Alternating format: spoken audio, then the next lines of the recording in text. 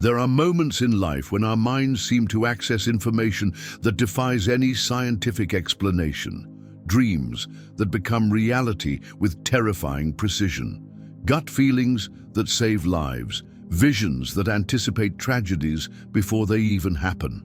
Over the past 6 months, I've investigated 4 extraordinary cases that occurred right here in the United States. Cases that made me question everything I believed about the limits of human perception. Each of these accounts has been meticulously verified with evidence you'll see throughout this video. The first case involves a delivery driver from Los Angeles who dreamed impossible details about an accident that hadn't happened yet. The second, a teacher from Texas who had visions about a tragedy at her school. The third, a resident of Miami who sensed a devastating hurricane with meteorological precision. And the fourth, an engineer from Chicago who dreamed about the collapse of a building where he worked. As a journalist, my training taught me to question, verify, and seek rational explanations for everything. But what I discovered in these 4 cases challenges any skepticism. I'm not here to convince you of anything, just to share accounts that have been carefully documented and that might make you reflect on the unexplored capabilities of the human mind. Each story I'm about to tell was lived by ordinary people in everyday situations who suddenly found themselves facing information they shouldn't have had. Information that saved lives and changed destinies. After investigating this, you'll never ignore a strange dream again. Get ready for 4 accounts that will shake your convictions about what's possible or impossible in this world. I'm going to tell you the first case related to a motorcycle. This is how it happened, in the exact words of the person who lived this experience. My name is Michael Rodriguez. I'm 34 years old, and I've been a delivery driver for 12 years here in Los Angeles. I work making deliveries for a pharmaceutical company in the West Hollywood area. It's a job I know like the back of my hand. I know every street, every traffic light, every pothole in this city. Or at least I thought I knew. Everything.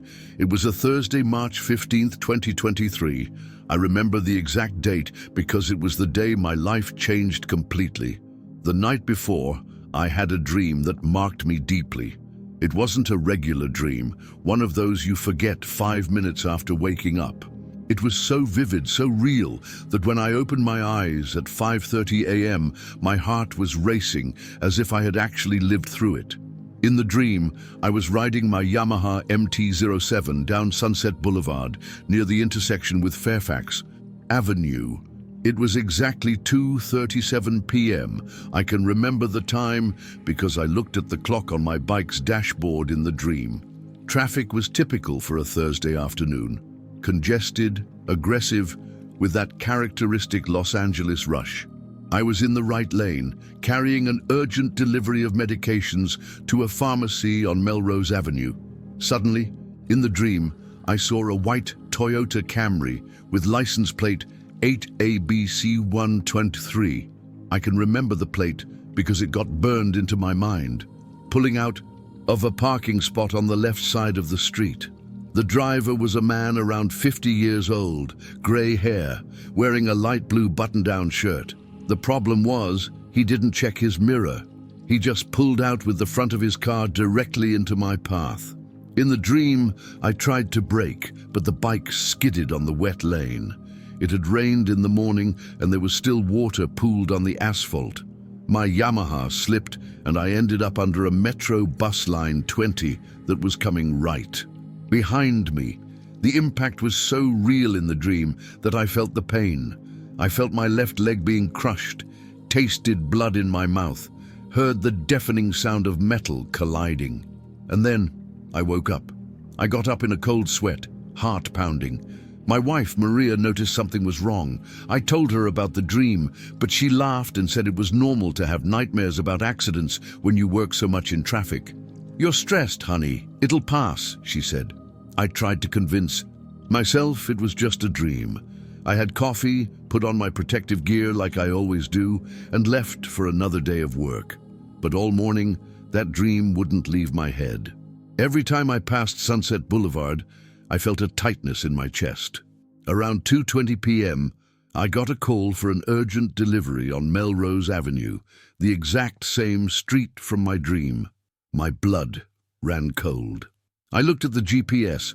To get there fastest, I'd have to pass through the intersection of Sunset Boulevard and Fairfax Avenue, the same location from the dream. I thought about refusing the delivery, making up an excuse, but I needed the money. I have 2 young kids and every delivery counts at the end of the month. I decided to go, but promised myself I'd be extra careful at that intersection. I left the depot at 2:32 p.m. Traffic was exactly like in the dream, congested and aggressive. When I reached Sunset Boulevard, my heart started racing. It was like I was reliving the dream, but awake. At 2:36 p.m., I stopped at the red light before the intersection with Fairfax Avenue. I looked at my dashboard clock, 2:36 p.m. In the dream, the accident had happened at 2:37 p.m. 1 minute left. That's when I saw it. On the left side of the street, a white Toyota Camry was maneuvering to pull out of a parking spot. I felt my blood freeze. I squinted and managed to read part of the license plate, 8ABC. My God, it was the same car from the dream. The light turned green and I instinctively braked. Other riders honked behind me, irritated, but I didn't move. I kept watching the Camry. The driver, a middle-aged man with grey hair and a light blue shirt, exactly like in the dream, finished the maneuver and started accelerating to enter traffic. He didn't check his mirror, didn't look to the sides, just pulled out. If I had continued normally through traffic at that exact moment, at 2:37 p.m., I would have been passing right beside him. The accident would have happened. Exactly like in the dream. Instead, I watched it all happen from a distance. The Camry invaded the right lane right when a Metro bus line 20 was passing. The bus managed to brake in time, but barely. The Camry driver didn't even realize what he had almost caused. He kept driving like nothing had happened. I stayed stopped at that light for almost 5 minutes, shaking. Other riders kept honking, but I couldn't move. I was processing what I had just witnessed. My dream had become reality with terrifying precision. Every detail was correct. The time, the location, the car, the license plate, the driver, the bus, everything. When I finally managed to continue, I called my wife, still shaking. "Maria, you're not going to believe what just happened." I told her everything. Initially, she thought I was exaggerating, that it could be a coincidence. But when I started describing details I hadn't mentioned in the morning, like the exact license plate, the specific bus line, the driver's clothes, she went silent. "Michael, that's impossible," she said. "How could you know the car's license plate?" It was exactly the question I was asking myself. That night, I couldn't sleep. I kept thinking about all the implications of what had happened. If I hadn't stopped at the light, if I had ignored the dream, I would be dead or seriously injured at that moment. My family would be getting a call from the hospital. I decided to investigate. The next day, I went back to the location and looked for security cameras. I discovered that a clothing store on the corner had cameras facing the street. I talked to the manager, explained that I had witnessed a near accident, and asked if I could see the recordings. He was kind and showed me the footage from the previous day, around 2:37 p.m. There it all was, the white Camry pulling out of the spot, the bus passing by, and me stopped at the light, motionless. The cameras confirmed every detail of my account. But what impressed me most was realizing, watching the footage, that if I had continued at my normal work pace, I would have been passing that point exactly at 2:37 p.m. The timing was perfect for the accident to happen. I asked the manager for a copy of the footage, explaining it could be important as evidence. He agreed and gave me a USB drive with the file. Since that day, my relationship with work has changed completely. It's not that I've developed some kind of supernatural power. I never had another premonitory dream like that one. But I learned to trust my instincts more, the signals my body and mind give me. Now, when I feel any discomfort or premonition about a certain route or time, I listen. I've changed paths several times because of a strange feeling, and I always wonder if I avoided something bad. My fellow delivery drivers thought the story was crazy when I told them. Some laughed, others got thoughtful, but some confessed they'd also had strange experiences in traffic, moments when something made them change routes or slow down for no apparent reason, avoiding accidents. What's most impressive is that I started researching premonitions and discovered I'm not alone. There are hundreds of similar reports around the world, people who dreamed of accidents, disasters, or tragedies before they happened. Scientists call this anomalous cognition or extrasensory perception, but they still can't explain how it works. To me, the scientific name doesn't matter. What matters is that dream saved my life. And maybe it saved my family's life too, because if I had died in that accident, they would have been left financially helpless. Today, when I tell this story, I always end with the same advice. Pay attention to your dreams, to your premonitions. Our minds are capable of things science doesn't fully understand yet. And sometimes, a seemingly senseless dream can be the difference between life and death. I never again underestimated the power of intuition. And I never again passed through that intersection without remembering the day a dream changed everything. As I listened to Michael's account, I couldn't stop thinking, how many times do we ignore these signs? How many people could be alive today if they had paid attention to their own premonitions? But if you thought a dream that saved one life was impressive, the second case I investigated involved much more than that. The second case, involving a school, was even more impressive, as it wasn't just one life at risk, but dozens of children. And this time, it wasn't a dream that warned about the danger. My name is Sarah Thompson. I'm 48 years old, and I'm the academic coordinator at Lincoln Elementary School in Austin, Texas. I've worked in education for 23 years and always considered myself a practical, rational person who believes more in science than in superstitions. That changed completely in the second week of May 2023. It wasn't a dream that alerted me to the tragedy that was coming. It was something much more disturbing, a combination of signs in nature and whispered voices that no one else could hear. It all started on Monday, May 15th. I arrived at school at 7 a.m. as always, but I noticed something strange. There were no birds in the courtyard. During all my 10 years working at this school, there had always been mockingbirds, cardinals, and sparrows playing among the trees and singing at the windows. But that day, total silence. I thought it was a coincidence until I heard Mr. Johnson, our custodian, commenting, "That's strange, Ms. Thompson. The birds all disappeared at once. In 15 years here, I've never seen this." On Tuesday, May 16th, the birds remained absent, but something even more disturbing began. Throughout the morning, I heard a female voice whispering softly, "Leave, leave, leave," whenever I passed near the main building. Initially, I thought it was some child playing or a teacher talking quietly, but the voice came from nowhere. There was no one around when I heard it, and always the same word, "leave."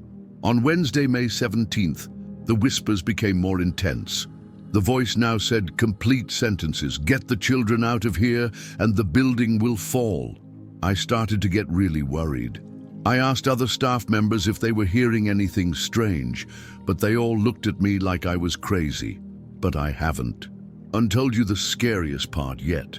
That Wednesday afternoon, a third-grade student, little Emma, who's 8 years old, brought me a drawing she had made in art class. It was a simple drawing, colored with crayons, showing our school.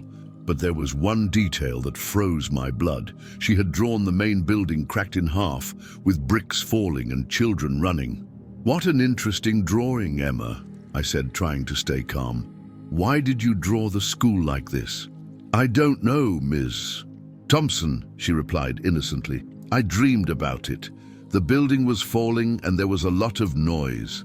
I asked when she had this dream. "Last night," she said, "and on Monday too." My heart raced. The girl was dreaming about the collapse on the same days I was hearing the whispered voices, without us ever having talked about it. I kept the drawing and decided to investigate more deeply. I talked to the art teacher, Lisa, about other children's drawings from that week. "What a coincidence, you ask," she said. "Several children made strange drawings this week, all involving the school with problems, cracks, rain coming in, crooked building." She showed me 4 more similar drawings, made by children from different classes who didn't talk to each other. They had all drawn structural problems in the main building. Give this a thumbs up if you're getting chills, because there's still more. That night, I couldn't sleep thinking about the impossible coincidence. Voices warning me, birds fleeing, children dreaming of collapse, everything pointing to the same danger. On Thursday, May 18th, I arrived at school determined to do a complete inspection of the building. The whispers were now constant. "Today, today, today," the voice repeated whenever I approached the side of the building.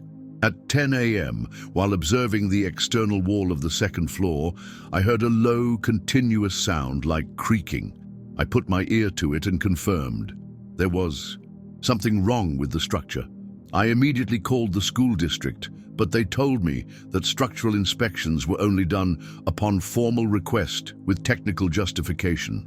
Whispered voices and children's drawings weren't sufficient justification. At 12:30 p.m., I made the riskiest decision of my career: cancel all afternoon classes in the main building. I called all the parents, making up an emergency preventive maintenance. Many were irritated. Some questioned the sudden decision. I had to lie, say it had been a determination from the school district. I knew I could lose my job, but the voices were screaming, "Now! Get everyone out now!" At 3 p.m., the courtyard was empty. I was in my office when I heard the sound I'll never forget. A loud crack, followed by a growing creaking. I ran to the window and saw a giant fissure opening in the side wall of the building. Within minutes, the entire side of the second floor collapsed. Tons of concrete and bricks fell exactly where, on a normal day, 30 children would be playing during recess. The noise was deafening. Neighbors called 911 thinking there had been an explosion. The school was full of first responders in 15 minutes. And then I discovered something that kept me awake for weeks. While firefighters investigated the debris, they found something impossible to explain. Fresh bird footprints in the courtyard, as if dozens of birds had landed there minutes before the collapse. But it hadn't rained, and there had been no birds at school for a week. The fire captain, Robert Martinez, asked me how we had been so precautious in cancelling classes. I told him about the voices, about the children's drawings, about the birds that fled. He looked at me in amazement. "Ma'am, if those children had been here, we'd be dealing with multiple fatalities," he said. "How did you manage to predict this?" In the following days, engineers discovered that the structure had been compromised by water infiltration that caused corrosion in the steel reinforcement. The collapse was inevitable, according to the technical report. But what still impresses me today is the synchronization of the warnings. Whispered voices, fleeing birds, children dreaming, as if nature itself and the purest minds, those of children, were trying to warn us. Little Emma came to me a week after the accident. "Miss Thompson, did you hear the lady's voice too?" "What voice, Emma?" "The lady who kept whispering to leave the school. My grandma said they might be guardian angels, warning about dangers." I was speechless. The girl had also heard the voices, and I discovered that 3 other children reported similar experiences. Whispers, dreams, strange sensations in the week before the collapse. Today, when someone asks me how I managed to predict the tragedy, I always answer, it wasn't me who predicted it. It was the signs that nature and the children were sending. I just listened. I learned that children and animals are more sensitive to energies and dangers that we adults ignore, and that sometimes a whispered voice can be the warning that saves dozens of lives. Sarah's story made me reflect on our ability to perceive signs that go beyond the 5 senses. When I finished documenting her case, one question kept echoing. Could it be possible that nature and the purest minds are capable of detecting dangers that our adult logic ignores. It was thinking about this that I arrived at the third account. Case 3, Storm, USA adaptation. The third account about a storm defies any scientific explanation, but this time it wasn't through impossible technical knowledge. It was through something even more disturbing. My name is David Martinez. I'm 41 years old and I'm an HVAC technician, working on fixing air conditioners and refrigeration units in North Miami. I'm not a meteorologist. I didn't study climatology. I barely finished high school. My knowledge about weather is limited to knowing if it's going to rain or be sunny by looking at the sky. At least that's how it was until the first week of February 2023. What happened to me wasn't a vivid dream or whispered voices. It was something much stranger. For 3 consecutive days, I had the overwhelming sensation that I had already lived through a devastating storm that hadn't happened yet.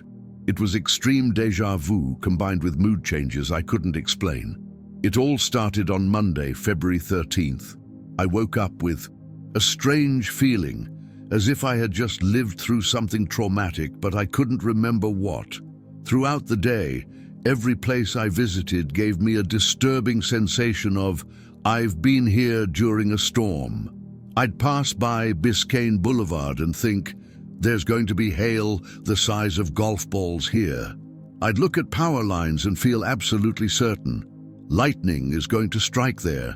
These were thoughts that came from nowhere, but with a conviction that scared me. The strangest part? My mood changed dramatically for no reason. I woke up happy, but by 10 a.m. I fell into a deep depression. I couldn't stop crying, as if I was anticipating some terrible loss. On Tuesday, February 14th, the déjà vu became even more intense. Every weather forecast I watched gave me chills, as if I had seen those images before. The problem was that meteorologists were predicting good weather for the coming days. But I was absolutely certain that a devastating storm would happen on Thursday, February 16th at 4:43 p.m. I don't know how I knew the exact time, but it was information burned into my mind as if it were a real memory. I haven't told you the scariest part yet. On Wednesday, February 15th, I called my mother, Rosa, who's 73 years old. During our conversation, I had a sudden flash, like a memory that wasn't mine. I saw her being hit by a tree branch at the bus stop near St. Mary's Church in Little Havana.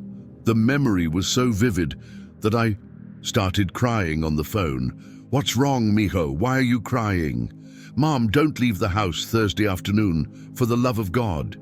"David, what's with the drama?" "I have a doctor's appointment at 3 p.m. Then go in the morning, reschedule, do anything, but don't go out after 3 p.m. She was worried about my emotional state, but agreed to try to move up the appointment. She managed to reschedule for 10 a.m. Throughout the 15th, my depression kept increasing. It was like I was mourning something that hadn't happened yet. I couldn't explain it to anyone.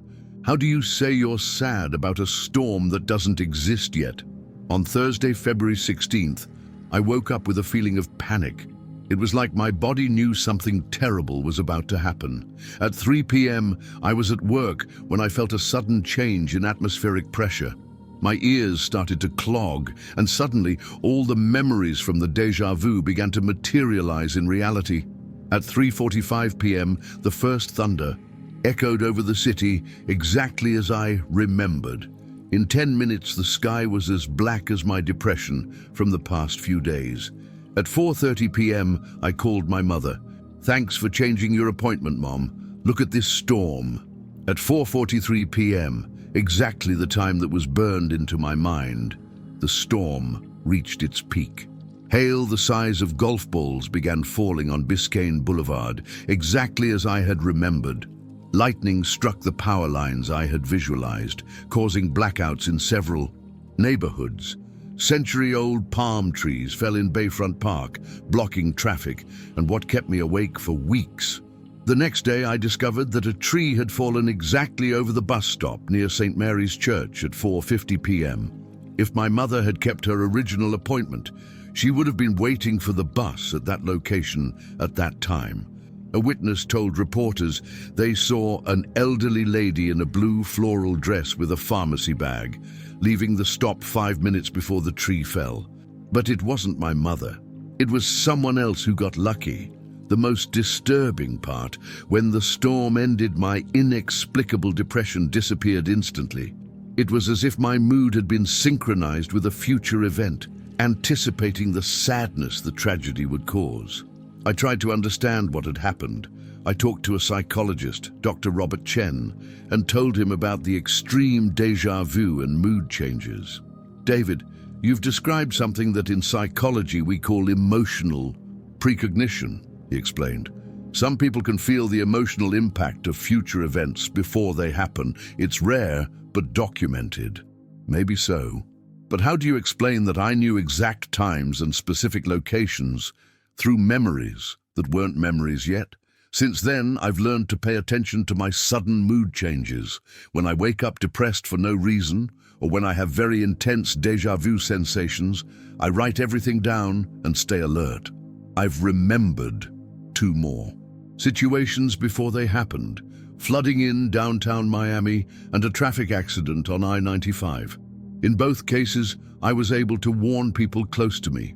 I discovered that our minds can experience future events as if they were memories from the past, and that our emotional state can be connected to events that don't exist in the present yet. Today, when someone asks me how I can predict the weather, I answer, I don't predict, I remember. After hearing David's story, I began to question the linear nature of time. How is it possible to remember something that hasn't happened yet? Could it be possible that our consciousness has access to information beyond the present? It was this question that led me to the last case of this investigation. And I confess that this was the account that most shook my convictions. But it was the 4th case, involving a building collapse, that broke all my convictions as an investigator. This account doesn't present conventional physical evidence, but rather something much more disturbing: coincidences that defy any statistical probability. My name is Robert Anderson. I'm 52 years old, and I've been a civil engineer for 25 years. I work in Chicago, specializing in structural analysis of buildings. My career was built on data, calculations, concrete evidence. I'm skeptical by nature and professional training. That changed completely during the first week of August 2023. What happened to me wasn't a detailed technical dream or a vision with impossible data. It was something that science still struggles to explain. A sequence of coincidences so statistically impossible that they ended up saving dozens of lives. It all started on Monday, July 31st, 2023. Throughout the day, I began noticing the number 7 appearing in impossible places. I'm not talking about paranoia or pattern seeking. I'm talking about occurrences that defy any logic. I woke up at 7:07 a.m. My alarm had been set for 7, but delayed 7 minutes without explanation. My coffee cost $7.77. The bus I took was Route 777. My bank password, which I'd used for 10 years, was rejected until I tried 7777, a password I'd never used. On Tuesday, August 1st, it was the numbers 14, 32, and 7 together. My restaurant order was number 1432. I received 14 emails exactly at 7:32 a.m. The electric bill arrived for 147 episode 32s. My building's elevator stopped by itself on the 14th floor, opened the door, then went down to the 7th floor. But I haven't told you the scariest part yet. On Wednesday, August 2nd, the coincidences intensified disturbingly. But now they weren't just numbers, they were signs related to the Willis Corporate Center, where my firm had an office on the 8th floor. I woke up with an overwhelming intuition. Don't go to the office on Monday. It wasn't a voice or a vision. It was absolute certainty, like knowing that 2 + 2 4. Throughout the day, I encountered 7 different people who spontaneously asked me about structural safety of old buildings. A taxi driver, a deli clerk, a bank customer, All brought up the subject without me mentioning my profession. At the pharmacy, the employee mistakenly gave me medication for anxiety in high places. At the grocery store, the receipt came out with the numbers 7, 14, 32 highlighted. In bold, it wasn't my imagination. Other customers in line commented about the broken printer. Let me know in the comments. Would you believe in coincidences like this? On Thursday, August 3rd, the coincidences became impossible to ignore. Throughout the day, strangers approached me to talk specifically about the Willis Corporate Center. An elderly woman at the bus stop asked me, "Do you work in that office building on State Street? I had a strange dream about it." A waiter at lunch commented without me asking, "My cousin works at Willis Corporate, says he's been hearing strange noises." A mechanic where I took my car said, "Sir, don't you work in that building near the shopping center? My wife dreamed it was going to collapse." There were 7 different people in different locations talking to me about the same building where I worked.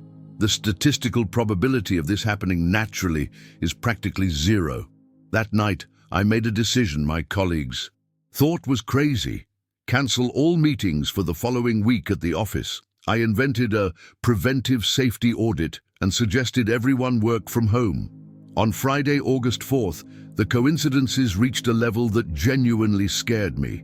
I left home, and there were 7 dead birds in my building's courtyard. The doorman said he'd never seen this in 20 years working there. On the way to work, I witnessed 3 different car accidents, all involving cars being crushed by heavy objects falling from above. A streetlight, a tree, and a billboard. Arriving at the office, I discovered the elevator was malfunctioning and only stopped on floors 7, 14, and 21, multiples of 7. The technician said it was the strangest malfunction he'd ever seen. During the day, 14 different people, including clients, suppliers, and colleagues, cancelled meetings scheduled for Monday due to strange premonitions. There was no coordination. Each one called independently with similar justifications. "I don't feel well. I had a bad dream. My intuition is warning me." And then I discovered something that froze my blood. At lunchtime, I went to the basement to get something from my car and found Tony, the security guard, examining one of the support columns with a magnifying glass. "Mr. Anderson, you're the engineer. Can you take a look at this?" He showed me an almost imperceptible crack in the main column. With my instruments, I confirmed it was a serious structural fissure, but would need more detailed analysis to determine the risk. "How long have you noticed this, Tony?" "I started noticing last Monday, the 31st, but only today I decided to look closely. It was exactly when my impossible coincidences had started. At that moment, I understood they weren't random coincidences. They were alerts. Some force, I don't know what, was trying to warn me about imminent danger. I immediately requested an emergency structural inspection. I managed to convince the building manager to hire a specialized company for Monday, August 7th. Over the weekend, I couldn't relax. The intuition of "don't go Monday" was stronger than ever. I decided to extend the work from home for a few more days until we had the inspection report. On Monday, August 7th at 2:32 p.m., a time that had appeared hundreds of times in my coincidences, I received a call from the building manager. "Robert, you saved our lives. The building collapsed." The Willis Corporate Center had completely collapsed, starting with the column Tony had identified. The inspection engineer was doing the analysis when the structure gave way. He managed to run out and alert the last employees in the building. Only 3 people were in the building at the time of collapse. All managed to escape because the collapse started slowly, giving time for evacuation. If it had been a normal workday, there would have been over 80 people in the building. But what still impresses me today isn't having avoided the tragedy. It's the precision of the coincidences. All the numbers that appeared, 7, 14, 32, corresponded exactly to the date, August 7th, the time, 2:32 p.m., and the number of people who would have died if the building had been full. How is it possible for information about a future event to manifest through impossible coincidences? In the following days, I discovered that 15 other professionals who worked in the building reported strange premonitions the week before. Architects who cancelled meetings due to inexplicable anxiety. Accountants who rescheduled appointments because of bad dreams. Lawyers who decided to work from home due to intuition. All of us were alerted in different ways, but converging to the same result: avoid the building on Monday, August 7th. Science still doesn't explain how future events can influence the present through impossible synchronicities. But the evidence is undeniable. Our reality can send us signals through coincidences that defy any probability. Today, when I see repetitive number patterns, when multiple people talk to me about the same subject spontaneously, when coincidences accumulate in a statistically impossible way, I pay attention. I learned that the universe may have ways of communicating dangers to us through channels we don't understand, and that ignoring impossible coincidences can cost lives. Since then, I've developed a personal protocol. When coincidences accumulate beyond what's statistically probable, immediate technical investigation. I've already identified structural problems in 2 more buildings using this methodology. The experience taught me that there are forms of knowledge that transcend our current understanding, and that sometimes a sequence of coincidences can be the most precise warning we can receive. After investigating these 4 extraordinary cases, the delivery driver from Los Angeles, the coordinator from Austin, the technician from Miami, and the engineer from Chicago, I found patterns that defy any conventional scientific explanation. But what disturbed me most was discovering at the end of this investigation that I wasn't the only journalist to document these cases. I found records of 3 other investigators who independently reached the same people, in the same locations, with the same accounts, as if these stories wanted to be told. The pattern I found is even more fascinating. They were all ordinary people with no history of paranormal experiences, but each one received warnings in completely different ways. 4 different types of premonition, 4 distinct ways our minds can access information about the future. All saved lives by trusting something they couldn't explain rationally.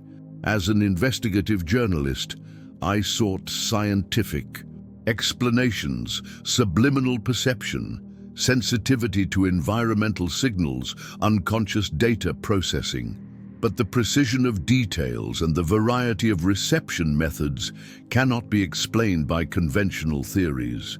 Maybe our minds are capable of accessing information in ways we don't yet understand.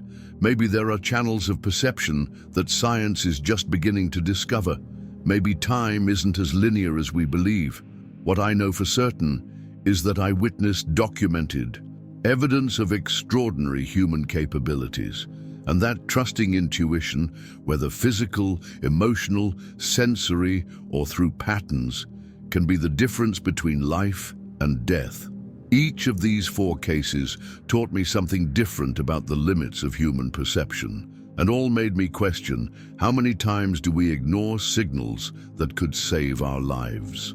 Tell me in the comments, which of the 4 cases impacted you most? Have you ever had an experience like this? Have you felt premonitions that made you change your decision? What type of warning do you think would be easiest to recognize? If these stories made you reflect on the limits of the human mind, hit that like button to support the channel and subscribe so you don't miss any investigation. I always bring cases that will shake your convictions about what's possible. Share this video with someone who needs to stop ignoring their own instincts. Because after hearing these 4 accounts, one thing is certain: our minds are much more powerful than we imagine. And remember, pay attention to your signals, whether they're unexplained chills, whispered voices, déjà vu sensations, or impossible coincidences. They might be trying to save your lives.